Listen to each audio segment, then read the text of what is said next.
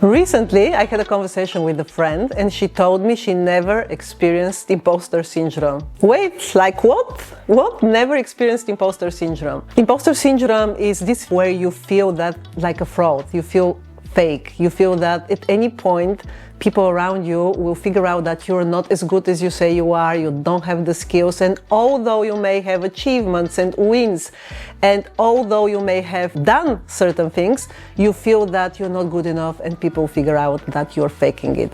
In psychology, this is this pattern of diminishing your successes and literally forgetting about them and feeling like you'll be discovered at any point of time. So I certainly felt that way many times in my life. I remember when I became a CFO at a young age, I often felt that I don't belong into the room and that at any point people will figure out that I'm not as smart as I look like. And of course I contributed my successes, as many imposter syndromers do, to luck, to the environment, to somebody else's mistake, being at the right time on the right place. Later, I remember when I opened my Montessori school, I felt, who am I to open a school in an industry full of experts? And it took me time to release the doubt and to calm down that I'm just a beginner and I'll learn. So when my friend told me that she has never felt as an imposter, I couldn't believe it. And then I went deeper into the research and it's true. It turned out that 30% of people indeed do not experience imposter syndrome, which leaves the rest of us, 70%, really experiencing it on a regular basis. And it's very common among high achievers, perfectionists, and people who are going through change, navigating change or change of identity, who are stepping into a new role, whether it's parenting, whether it's a new job, whether it's a new project, which, as we know, it happens quite often nowadays because of the fast-changing world we live in. So I want to briefly talk about the impact of imposter syndrome and why it matters. It matters because it can leave us in a place of stuckness, paralysis. I call it paralysis by analysis. We overthink, we sit down without making the decisions, we feel in this space of stuckness and we cannot move forward. Also, it makes us avoid opportunities often. We say no when we should be saying yes, we do not show up, we do not ship our work, and in time the universe stops providing us with different opportunities to jump on. The next one is perfectionism. We are overdoing, over-preparing, over-delivering, which is great, however, sooner or later we end up with a burned out.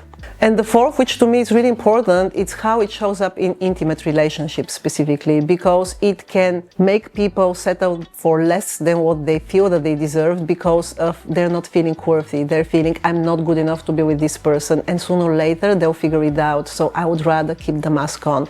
Often people then will break their own values, they'll stay out of integrity just so that they still stay in the relationship. It comes with humility, it makes people reflective, they want to grow, they want to learn more when they experience it, which is always a positive sign. It can help people set higher standards. And when we set up higher standards, we aim for bigger goals. Of course, that comes with a caveat. The perfectionism part can kill it. However, it's otherwise good to put yourself higher standards for the impact you want to have on the world and the work you're doing. And most importantly, let go of external validation.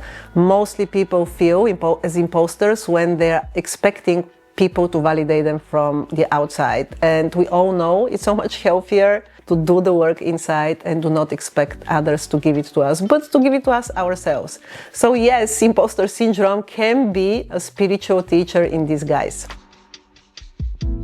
So let me share with you what helped me personally when I felt like an imposter. Even doing this video, I feel so many doubts, and who am I to tell to others what to do? I'm gonna share with you what helped me specifically, and on number one, what helped me is being surrounded by friends and people in my life that remind me often about my wins, about my achievements, about my skills. Because I have very short memory. Having people in your life who remind you on a regular basis, you remember what you did, you have these skills, you're brilliant at that, you have this gift, go and do it. It has been one of the best way for me to go through my doubts and take the plunge and do different things. Second one is keep a folder, code celebration folder or whatever name works for you. I specifically code my love folder, and every time when you have something positive or positive review, and in my case in my school I would have often cards and positive messages from parents, just put them in my love folder. And when I feel disconnected, when I feel full of doubt, who am I to be doing something, I just reach out to the love folder and I remember these things. If you like journaling, make sure you write down, or if you have a jar, you can put inside little notes with the things that you went through, because again, it's important for us to remember. We are very quick to forget what are the things that we've done well in life. The third one is connect to your purpose. This is really important because sometimes we are so caught up in our own ego, and we are so careful to ship our work because it's not perfect and because people can judge us, that we forget that the work that we're doing usually is there to serve others. We are here to share our knowledge, we are here to show up, we're here to create something that has meaning and adds value to other people's lives. And when we remember this reason, this purpose for us, that can be the pull to take us out of the doubt and give us the courage to move forward. I remember Sarah Blakely, who is someone who I very much admire. She is the founder of Sneaks and Spanx. She also clearly, openly publicly spoke about imposter syndrome and how often she felt it, especially in the beginning of her career, and where she felt that she doesn't belong to certain rooms. And she said it's not about not feeling the doubt, it's about doing it anyways. Reconnect to your purpose, whatever that is, and it can be the powerful motive to make you take the next step. And lastly, which was very helpful in my own life, is reframe the beginning feeling. I remember when I was starting my YouTube channel years ago and I was thinking, who am I to do videos? Who am I to talk about conscious parenting and share knowledge with others? The imposter syndrome crept in. However, often it could be because we are beginners, not because we don't have the skills yet, but because you're not experts. And if you read the statistics, imposter syndrome is more experienced in younger age than older age. However, that made sense before, when people would stay in a job for a longer time, they would build certain skills in certain areas, and of course, the more skills you build, the more competent you become. However, nowadays, many of us are choosing to be beginners over and over again. We live in a life, in an environment that pushes us to make changes faster than ever, and we feel uncomfortable, we feel as beginners. And when you remember to yourself, remind yourself, oh, that's just it. I don't have the skills yet, but I'm a beginner. I do not need to act as an expert, and also I do not need to compare myself with other experts on the market. Then it would help you settle into the mindset of, I'm still here to show up and do the work. So my friends, if you have ever experienced imposter syndrome, remember you're not alone, many others do too. And it's good for us not to see it as a sign to stop, but as an invitation to explore more, to be more courageous, to become a better versions, and just to get into the season of becoming.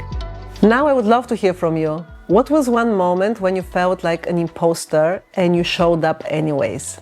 Please share in the comments below. I love reading your comments and I will be answering every one of them. And if you like this video and helped you in some ways, please subscribe, share with the friends, and hit the like button. See you in the next video. Bye!